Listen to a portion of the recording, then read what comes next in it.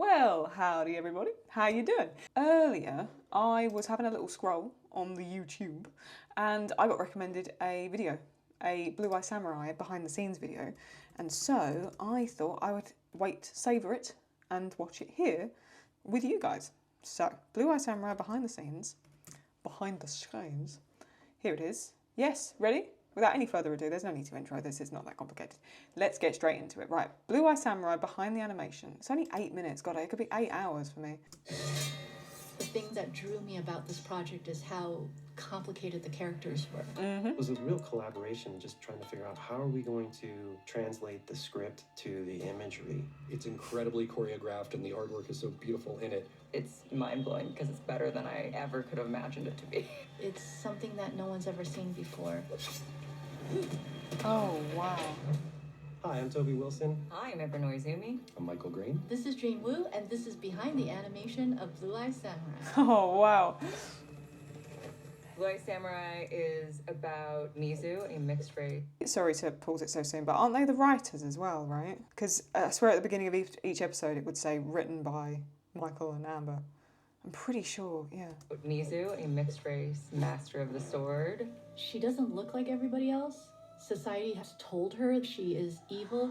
She goes on this path to exact revenge So upon the beautiful. people who she feels put her in this situation. For me personally, it was a lot about growing up mixed race and that feeling of not belonging, not being white, not being Japanese, that seeking wholeness. When we met with Jane Wu, it was a meeting of the minds and we immediately clicked. My approach to this production is a philosophy of diversity in everything. I took the philosophy from our character Mizu, who is biracial. And I just want to go back and look at some of these stills one sec. Wow, just knowing that was the original, and then that ends up looking. See, even before it's actually rendered out.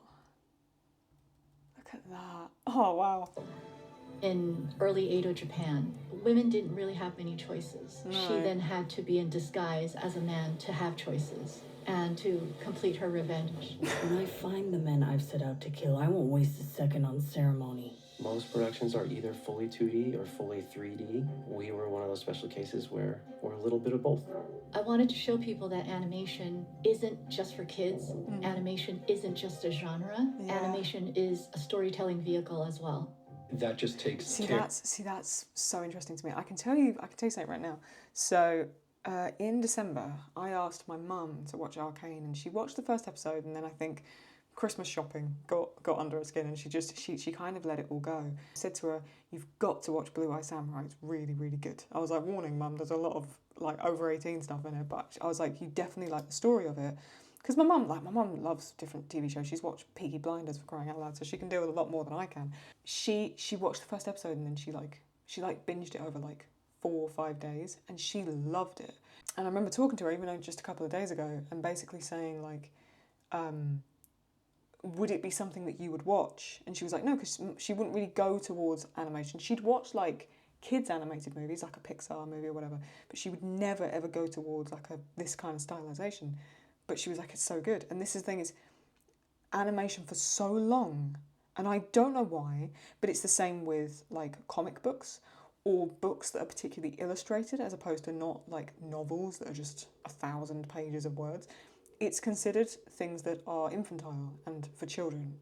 And I've never understood this. Maybe just because, I don't know, maybe it's just my own personal preference and things, but I almost find more depth in animated movies than there is in live action. I think you can express so much more visually, and of course with things like Arcane, auditorily with sound, Foley work, music, and the way they've worked all on the back end side of stuff as well in terms of post-production. But just the layers that you can go through with animation as opposed to live action, I in a way think you can do more adult and difficult concepts that you don't need language for through animation, because you can make a character do whatever you want them to do. And so yeah, I'm always surprised how people see animation as a childlike thing, because I personally don't think it is at all. I'm trying desperately to get the sound right. The sound changes a lot, and I'm trying to get the right volume for you, so bear with me. Oh, it's so When I stunning. started thinking about the visuals, I wanted to have an elevated feel to this. I wanted this to look like a moving painting. Yes. We took inspiration from Zatoichi and Akira Kurosawa movies. We worked with researchers, some who know about architecture of the time and some of whom know the social lives of people at the time. We spoke to one of the world experts on Edo period food, costume designer Cigarette So Larler. I am going to go back over the drawings. I'm also going to put subtitles on, by the way. Oh, look at that. Edo period food. Wow. Costume designer Cigarette Larler went deep into library. Oh, look. Oh, I love things like this. I really do. This is so up my street. And pulled out fabrics and looks Oh, and look. kimonos that people haven't seen in public for hundreds of years, and they're being worn by characters on our show now. Oh, You learn look. so much about the culture. That was Swordfather, hang on. Look at the different ways they'll draw it. Oh, wow. Worn by characters on our show now. You learn so much about the culture, and we could use that as part of the story. From there, it's putting that research into practice. So then I pick up my brush and start painting or drawing and just feeling it out. It's my responsibility to ensure that all of the aesthetics on the show are all in service of the story. The That characters. shot of Akemi, by the way, is so interesting. I've got to, maybe, I don't know if I go over and watch the show, but I've got to do some breakdown stuff because I want to do a breakdown of all the things in Arcane, but there is a lot of people talking about Arcane. I don't see as many people talking about Blue Eye Samurai. And for me, there's stuff you can say about both of them, even in terms of similarity. There's a lot you can compare between the two shows as well, because they're both so poignant. Themselves. I've really designed them after Bunraku puppets. And Bunraku puppets is a So she designed the characters after the puppets, and then we had the puppet show in 105. Okay. I've really designed them after Bunraku puppets. And Bunraku puppets is a traditional Japanese puppet performance that dates back to 200 years. And these puppets are about 3 feet tall, and they would dramatize a lot of stories that are very adult based. I remember watching these when I was young, and they were so haunting. Jesus. We wanted to make sure that the visuals looked like the ukiyo prints of Hiroshi Yoshida-san. And then that was the challenge, is that we use these 3D characters, but we make them look 2D. Oh, wow. So it was using 3D characters to make them look 2D. Oh, wow. We really wanted a hybrid where we used a lot of the tools of a traditional live action drama and brought that into animation. So that's why when you're watching it, it does feel cinematic, and it feels like it has a filmmaking aspect to it. Normally, on an animated show, you'll storyboard, and then you'll build a set based off of the storyboards. In Blue Eye Samurai, we'll build the set first to make sure it's going to do what we need for the story team and the previous team to use. And then I went in with a lens, and we discussed with the director and the storyboard artist what lensings we were going to choose, really understanding where the camera needs to be to tell the story. See, okay, see, that's interesting because, so I've mentioned before that I myself do some writing work, I do sort of character design, like this is all just hobby stuff. So I build characters and landscape and rooms and stuff. I build that first and then build story around that. And that's the way I've always done it. It's kind of the same with songs. Like some people go in with a melody and then they'll like put lyrics to it or whatever. I mean, it depends for me, but I usually build the environment first, or the mood, I set the tone, and then I work out what story comes out of it. And it's interesting to know, because I know that when people are making and producing things, they do it the other way around, is they'll storyboard and they'll build everything almost in 2D and then bring it to life. I have always built the sort of the life, if I was building like a set, and then put the characters in the set, and then make the story as I go. So to know they've almost done that in a similar way, more of a backwards way of thinking, is really interesting to me. Really understanding where the camera needs to be to tell the story. And we could revise the set based off of their feedback. So if they said, oh, we can't get this shot, can we move the ledge or can we move this rock? And we could do that. In that process of translating it for animation, what I had the storyboard artists focus on was how an actor would really perform this bit. There were certain moments where we saw something come back for the first time and went, this is going to work. And it's just a gasp a moment. Like the first time we saw Blue Spirit's animation test, and went, wow, okay, there's emotion on these faces. These feel like real people. Yeah. The other aspect Oh, was wow. how Japanese people moved is a very specific way of moving. So I performed out all the movements that were culturally accurate to my storyboard team. And then I flew to France with a suitcase of kimonos, put everything on, and showed them what a walk is like for a Japanese my woman in a God. kimono, how to sit, how to get up from a stance. And then I also made them do a little martial arts class with me because I wanted them Can I to. just say, I want to be her when I grow up, by the way. This is the coolest woman I bet. Her and Amanda. Imagine sitting there having a conversation with her and Amanda Overton, who wrote, like, Arcane. Imagine the things they could tell you. Honestly, look at this. It's like for a Japanese woman in a kimono, how to sit, how to get up from a stance. And then I also made them do a little martial arts class with me because I wanted them to feel what it felt like to throw a punch or wield a sword. I must become the greatest swordsman alive. Can I just say, I love that hair on Mizu, by the way. I'm so tempted just to chop most of my hair off, and that is the look I'm really thinking of going for. I have a character that I've been designing as well who has similar hair. It doesn't look like Mizu, but has similar hair as well. It's just ironic. When it first showed up, I was like, oh my God. Is that all? Being a martial artist myself that I studied for many years, I wanted authentic martial arts movements. So bringing the stunt choreographer in the beginning was important. See, that shot was really interesting to me as well. Two things there. One, a parallel between this show and Arcane is they both reference sort of like real life action sequences and try and make the realism as real as possible. Also, have you ever noticed when her eyes get shocked here, her eyes go black? Like, I know it's just probably the light, but that seems more intentional because they could have made her eyes more blue. Her eyes are like dark brown.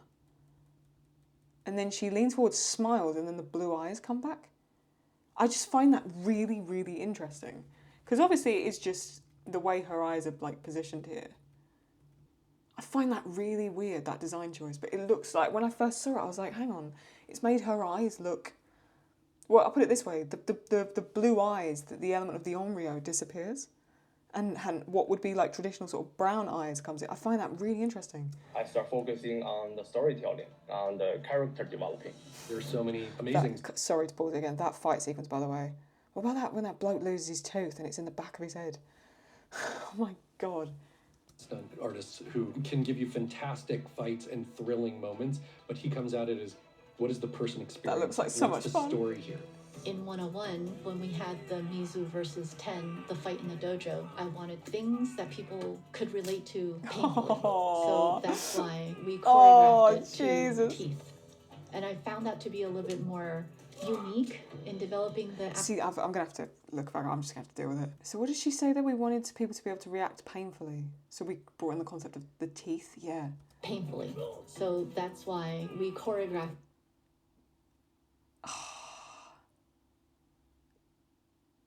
Yeah, so she makes them bite down. Teeth. And I found that to be a little bit more unique in developing the action choreography. That was the first Oh, I remember that at the time. I remember watching it and just being like, oh, good God. It's a lot of things all at once, but it also shows that Mizu is as good as you thought she was. Yes. She will do whatever it takes on her path of revenge. Just really let that sink in. She blinds a guy with a tooth. She blinds a man with a tooth. Let that really sink in. And that's in episode 1. I remember literally watching it and being like, lads, this is episode 1. What's happening here? In the episode 105, you learn a little bit backstory of Mizu. She was a very closed-off person. This broke me, by the way, this episode. Oh, I still can't get over this episode. So I can't believe this happened. Sorry, again. She was a very closed-off person. She didn't trust anybody, but she had a husband. When he understood that she learned martial arts and she had to disguise herself as a man to get by, he was curious about her. So he said, show me what you got. Their relationship has matured with the changing of the seasons, and so we've got those nice fall colors. When Sunny and I sat down to talk about this, I said, it's between two lovers, so it really should feel like a tango. Mizu thinks it's fun, and then it goes a little sinister. Her being her true self made her a monster to him. What inspired me is always like emotion first. What is the character facing? How is this character feeling? I can follow the character's journey, and I can figure out what kind of like body movement or style to matching that journey.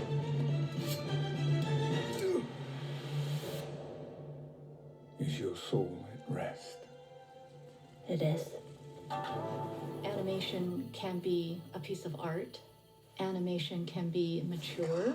Look at him. Animation can tell very, very complex stories as well.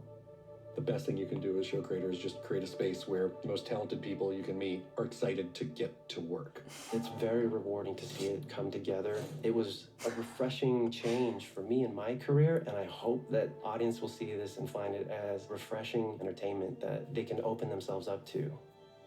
People have come to us saying, this is a live action story. Why animation? Why not animation? Why pick any medium for art? It has... Yeah, see, that's so interesting to me. I actually think it would be worse live action. I really think it's been done this much justice because of the animation element and not live action. I really don't understand this obsession of doing things with live action and like big actors and all this kind of stuff. I actually think you can make a much more omnipresent character in an animated context as opposed to like actually using an actor, personally, because you can build something like a genuinely new face that people haven't seen before. Whenever you put an actor into a role, there's always an element of replication because you've seen that actor usually somewhere else. The wonderful thing with Arcane, for example, is you know that Vi is voiced by Haley Steinfeld. You know Haley Steinfeld, but Vi will always look like Vi to you. Do you know what I mean? So you can actually, the continuity I think is much better with animation, personally. Animation. Why not animation? Why pick any medium for art? It I has agree. its own beauty and its own process, and I just feel so fortunate to get to be a part of it. I hope the audience will want more. Just Yes. be inspired by Yes, me watching too. the beauty Hurry that's up. in front of you on the screen. I think we did manage to do that, so I think that's why it was very much worth the journey. Oh, that bit. Ah. That also came out in November as well. November seems to be a great month. Yeah, nothing hurts me more than seeing Mizu smile for the first time while sparring with her husband, only to have him call her a monster. Yeah. Yeah, that episode 5 with the theatre scene, the flashbacks and the defence of the brothel. That's the thing. You forget that she's even, like, fighting 1,000 men or whatever it is at the brothel. It's so intense with those flashbacks, yeah. Yeah, oh, that's interesting. I didn't notice that. I love how Michael and Amber, the writers, trade places in the credits from episode to episode. They give each other equal credit. Such a small thing, but it shows much love and respect. Damn, I hadn't noticed that. Yeah, Blue Eye Samurai would have never had the impact it did with live action. Using animation as its storytelling medium elevated it into a masterpiece, in my opinion. Kudos to everyone involved on such an amazing project, and I can't wait for more. Honestly, the same. I feel exactly the same. I hope the audience will want more. Hell yeah, we do. Honestly. Oh, and there was another video here as well. Yeah, Blue Eye Samurai, the making of a warrior. There's this extra video here. I think this might just be another clip from it, but I hope it's extra. I thought, I have this idea for this hybrid production pipeline. I think this is a project I can try it on. Hi, I'm Jane Wu, and this is Making of a Warrior. I wish this was an hour long. I really do. Blue Eye Samurai is a revenge story of a person who lived in early Edo Japan. Please give me the strength to kill them. Or let me die. Our character Mizu, who is biracial. She doesn't look like everybody else. Society has told her she is evil. You watch how this character deals with this. Can't get over that bit. How you really fall in love with this character and you want to root for this character. Yeah. I have no interest in being happy, only satisfied. In visualizing the script, as I first read it, I wanted authentic martial arts movements in there because being a martial artist myself, that I studied for many years, I can't stand when martial arts is not accurate. So bringing the stunt choreographer in the beginning was, to me, keeping the authenticity of the martial arts. I met Jing Wu in a martial arts club. He's sort of like my little brother. He came over a lot and we spent a lot of time together with our martial arts community. I've been doing Kung Fu since I was 10. I know, I just want to say, I know there's some like duplicate bits here, but it's obviously like they cut this down to put in the other video, so hopefully this is more extended. Choreograph, I focus on the storytelling, on the character developing. I love That's this very fight. interesting to me. We wanted to pay an homage to gaming and anime because without those two genres, you couldn't have a show like this. Also, I used to watch a lot of old samurai movies like Zatoichi, and all those movies really harken back to your Western genres. Her fighting style, we kind of designed her like a boy. And that also makes sense from her past because we didn't want her to move much, so everything and be very subtle. It's an Eastern. They designed her fighting techniques like she was a boy, so it looked very subtle. Yeah, see, I almost took it a different way. Like, not that it looked like she was a boy. I almost took it as like she fought smart. Like she did only the movement she needed to until you get into those other bigger fight scenes and things go further. Like when she's trying to get up through Fowler's castle and it just gets more and more obscene where she needed to go against her training and her standard style just to make it out alive. That's interesting, but she does fight, yeah, like a boy. It is, the movements are quite masculine, I suppose, but I never really thought about it like that. Personality, her characteristic, how she should move. Just imagine this is Clint Eastwood in every single shot. That's who Mizu needs to be. Revenge does not hesitate. Being in live action and having some experience in animation, I really wanted to combine these thought process together to create something that feels new. Our production was very much prepped like a live action show. It's just when it came down to shoot, it was animated instead. Oh, wow. Sunny and I would talk about story, because it's always story and character first, and how does the story and character support the action? I look at this scene, Look what at is this that. thing about? And this sequence, the principal idea is me to tell the audience, let me show you what I know. God. Let me show you what I got. Who's next? Oh, I'd love to see those in full. It is a process about how to explore myself, to be open. So I kind of pick this, I pick that, and put together. He would take a couple of days out to choreograph it, learn it. He would Oh shoot my sections of God. it and then present it to me. We'll have a security camera looking through the whole thing, a master shot. It's very much like making a live play. And we would talk Yeah, about, it's like making well, a play. maybe the kick is better here, or actually bring him in faster. And it was actually quite This seamless. is so cool. Everybody is on the same page. Don't hold back. We would storyboard all the way up to where the action starts and then cut in the live action stunt visuals.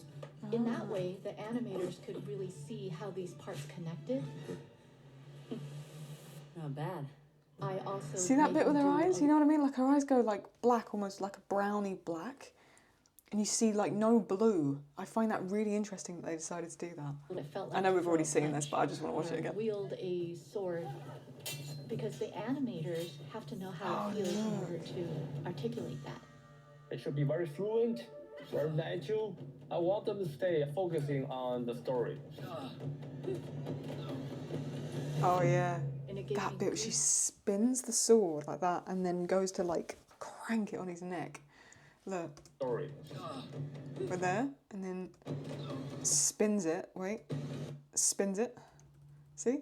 Like she goes, spins it and then just goes straight through his neck. and it gave me goosebumps. And he gives seeing up. that. It's pretty epic. He gives up. He's like, go on A then. man lost in the dark, and Ember can light the way. You're I so think cool. the show is about pushing so many boundaries. There's a quote Oh, from that Queen shot as Elizabeth well. I that I've always loved, and it's become my motto: "Tenacious virtue overcomes all." Oh. It's keeping that focus to work on your skill set all the time, so that when the fight is ready, your sword is sharp. Show me your blade.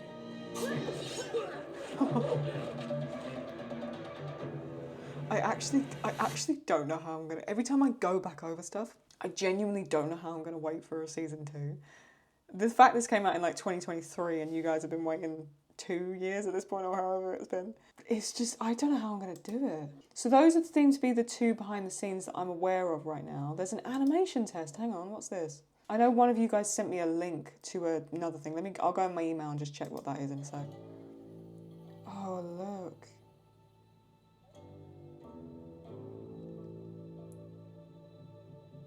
Oh, look.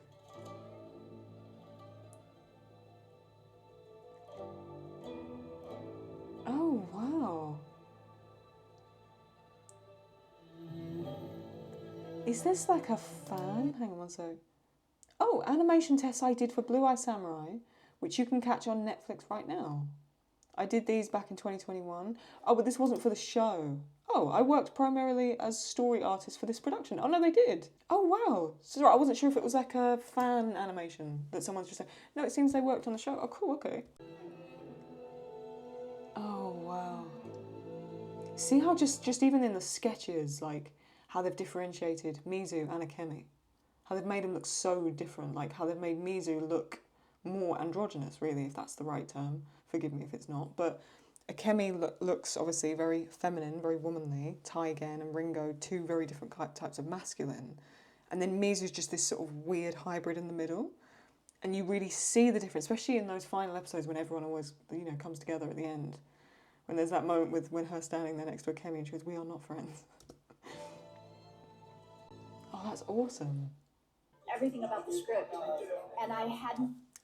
I'm actually not going to watch this. I tell you why, the audio quality is really bad, and I know this just isn't going to pick up well. It's such a shame when you actually get to sit down and like watch, just amazing people give interviews, but actually that's not going to transmit very well at all.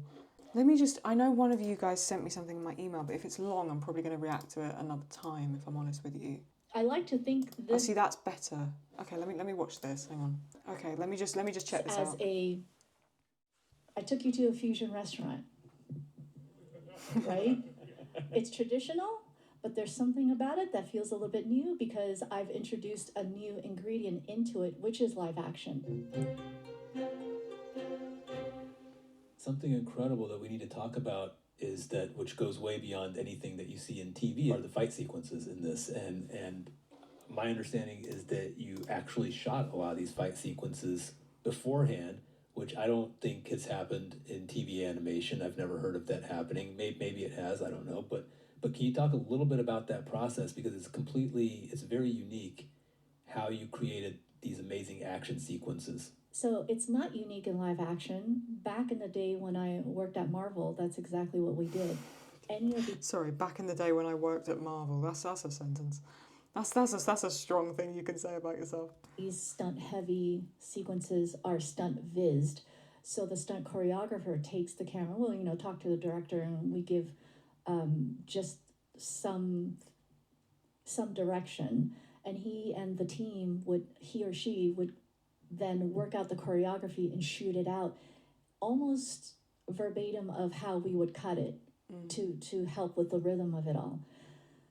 So me having martial arts experience and the whole idea of being authentic, the last thing I wanted was a sequence with a fight and how the sword was held or how the placement of the feet was wrong or was kind of guessed. I didn't want that.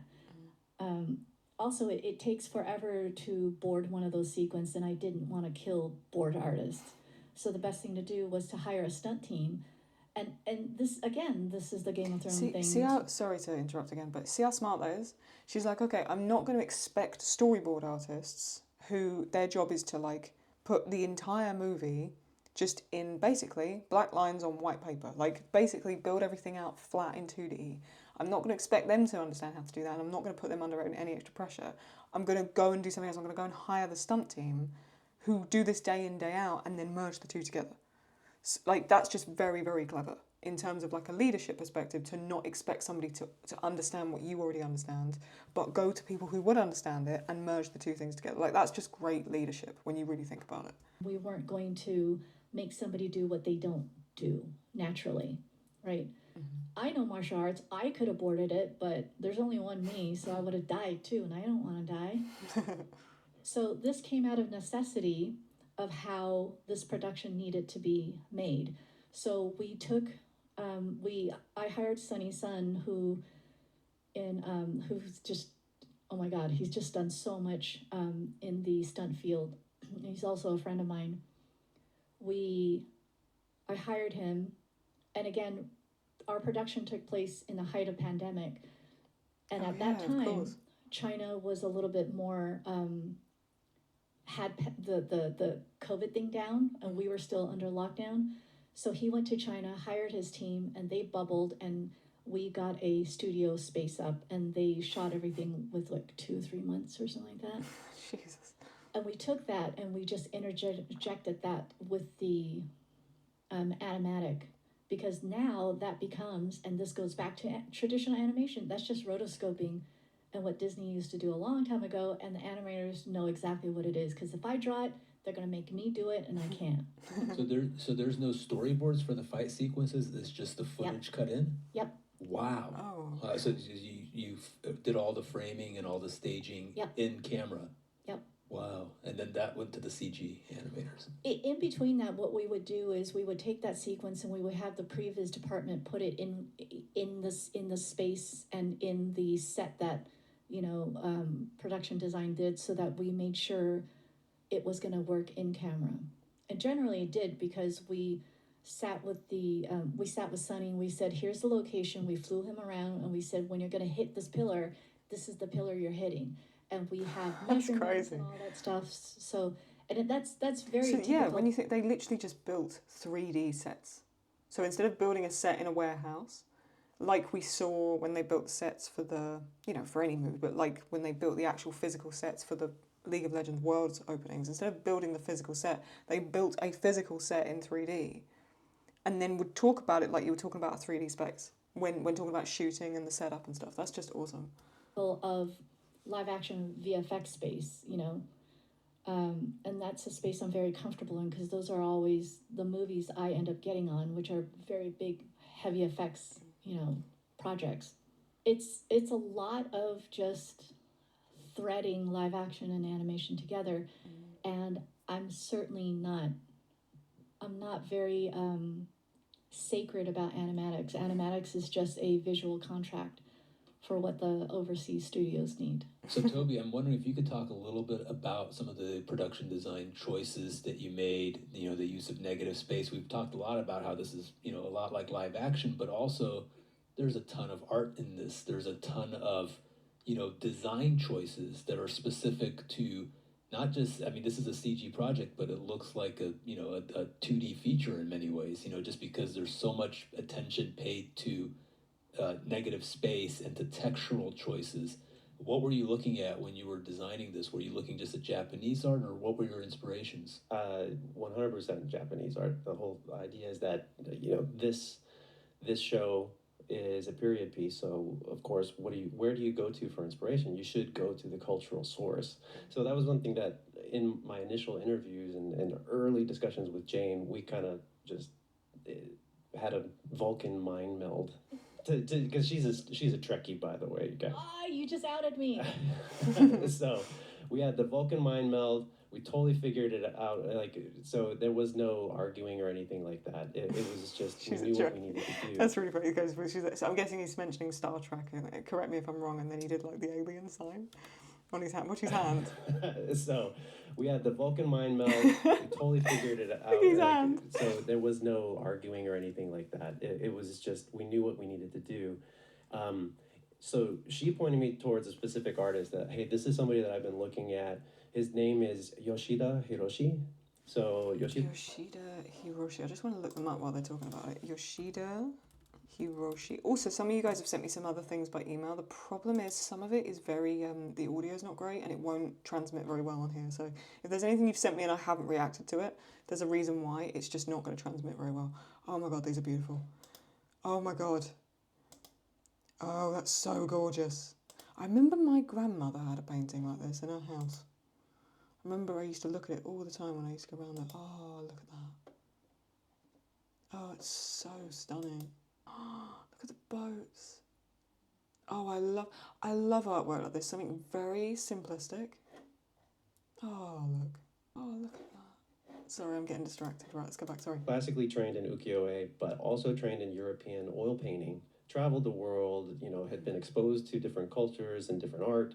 And his art form, his ukiyo-e prints are a hybrid. If you look at those compositions, they follow a more kind of what we see today as like a Hollywood style composition. They don't have the forced, stylized perspectives, but he utilizes all the principles of ukiyo-e, the negative space, the notan, concentrating, the contrast.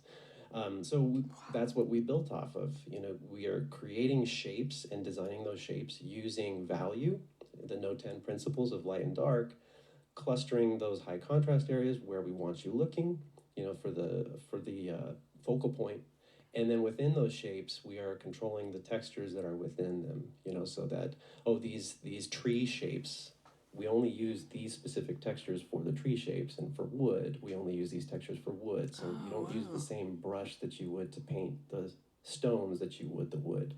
And that way you're making these stylistic choices, but it's all based off of Japanese ukiyo-e.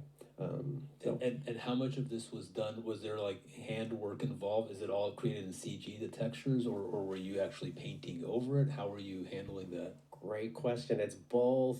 So like I mentioned, we're 2.5D. So 90% of the backgrounds in our show are 2D painted, but they are projected onto geometry at times. So we'll use what's called camera mapping, which if you think back to the old multiplane cameras, to quote old Disney stuff, it works a lot like that, where you have layers of depth, flat layers painted, oriented towards camera. Then we do projection mapping. So if you need to see parallax, if you need a camera to raise up over a surface and see the front of the surface as well as the top, then we're projecting a painting on this surface and projecting a painting on that surface. So projection mapping. So that's all 2D. But then we also have scenes, like a lot of the stunt viz, where the camera's moving and whipping all around the characters and moving around. And so we needed to do full 3D builds, because that would be insane to project a painting here and project there and there and there and there. You'd be doing like 30 projections for one shot sometimes. So we did full 3D build some. But what we did is we had our background painters work on the textures, and we worked a lot in Look Dev to try to get those 3D sets to look as close to the 2D as possible. So to answer your question, we did both.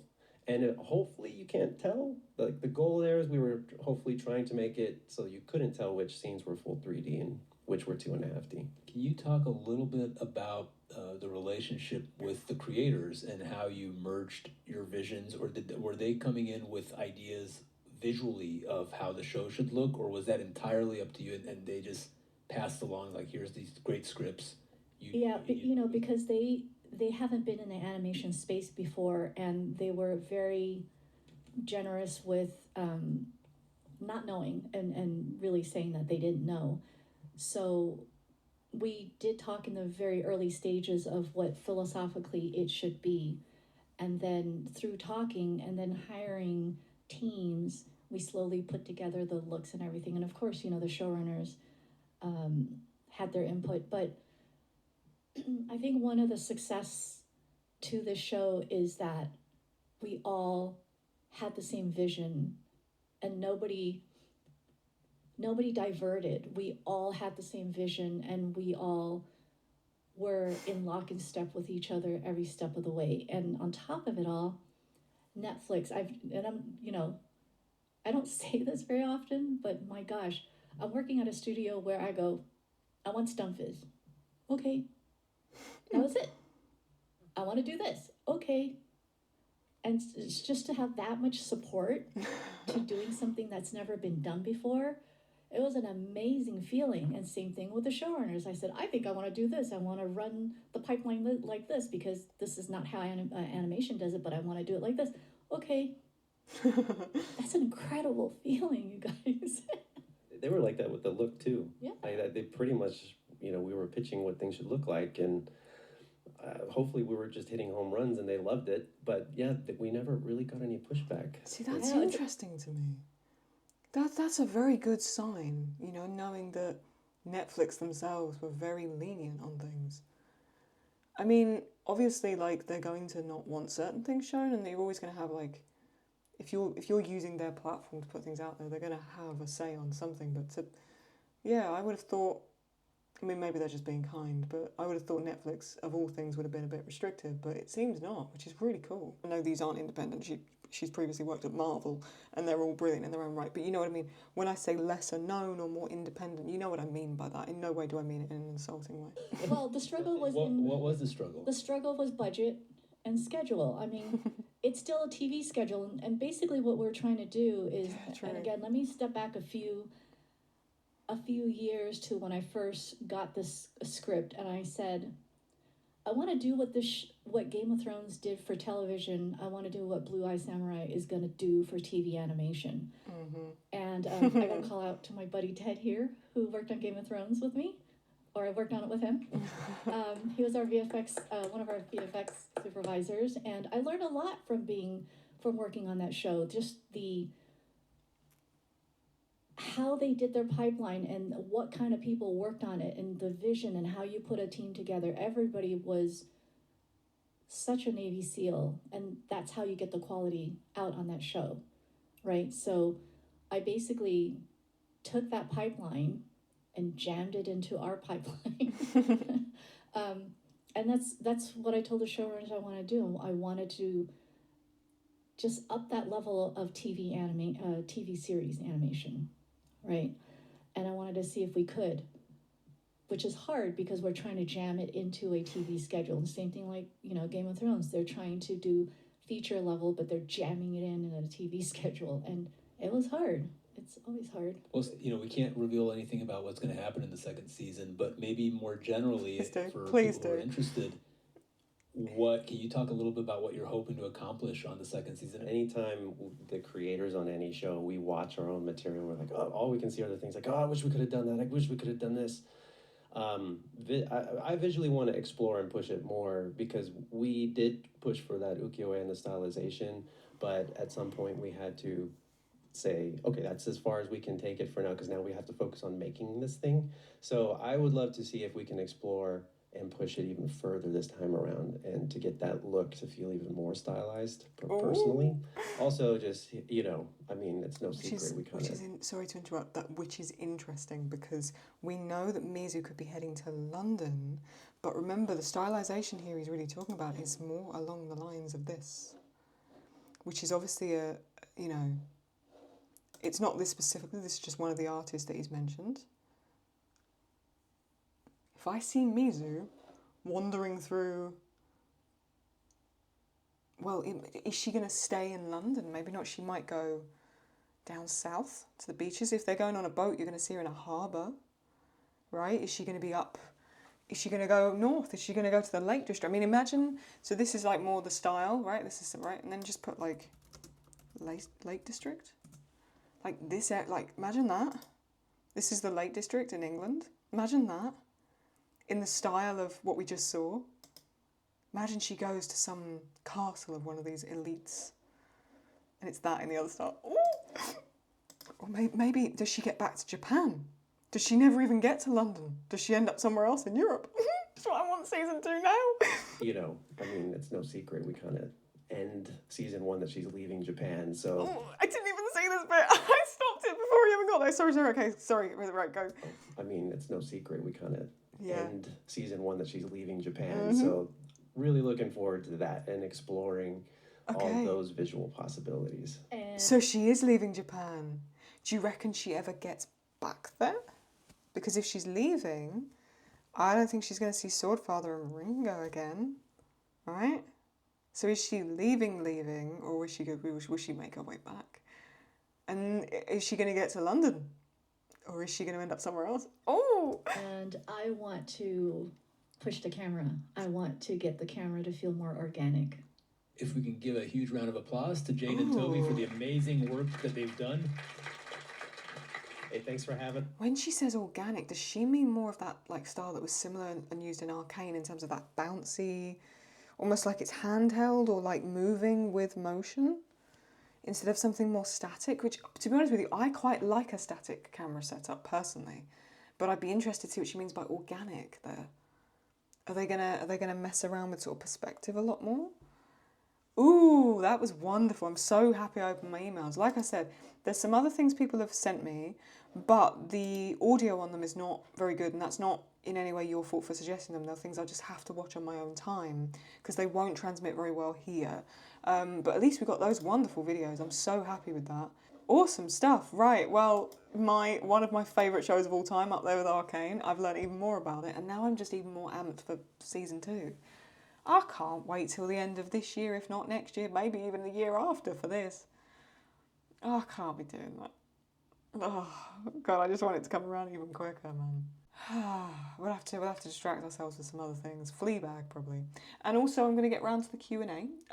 It may have even, like, part one, or I might do it in parts. It depends how many questions there is. I'll be still talking about Blue Eye Samurai. I'll still always be returning to Arcane, and there'll be a lot more fun stuff on the way. So, if you do like the sound of that and you did enjoy this, give it a thumbs up. Always helps out the channel. Subscribe, put notifications on, stick around, and I'll see you very, very soon. Catch you next time. Bye-bye.